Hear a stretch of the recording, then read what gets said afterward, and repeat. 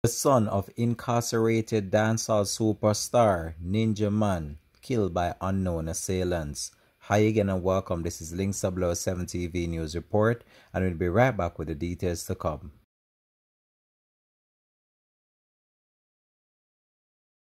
Welcome to Links 007 TV News Report, providing you with the best in local and international news updates. This is a place where you can get the most reliable and informative news information.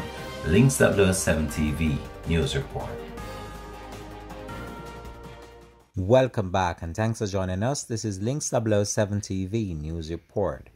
Jamar Ballantyne, the son of incarcerated dancehall star Ninja Man, was murdered along Olympic Way in Kingston 11 last Sunday. According to a report from the Police Corporate Communications Unit within the Jamaica Constabulary Force, Ballantyne, otherwise called Roy or Ratty, of a Lower Mall Road address was killed by unknown assailants at around 8:45 a.m. It is reported that explosions were heard by residents who summoned the police. On the arrival, Ballantyne was seen with multiple gunshot wounds.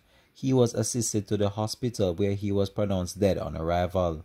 A relative of the deceased said that Ballantyne had gone to look at a motor vehicle crash when he was attacked.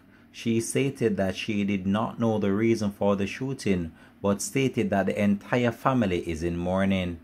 Ninja Man, whose given name is Desmond Ballantyne, is serving a life sentence for the 2009 murder of recorder Ricky Trooper Johnson. He must serve at least 25 years in prison before he is eligible to be released on parole.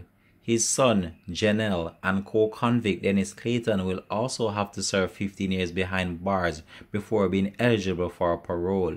This has been Links 007 TV News Report, and we'll have an updated report to come on this in a later newscast. Thanks for watching.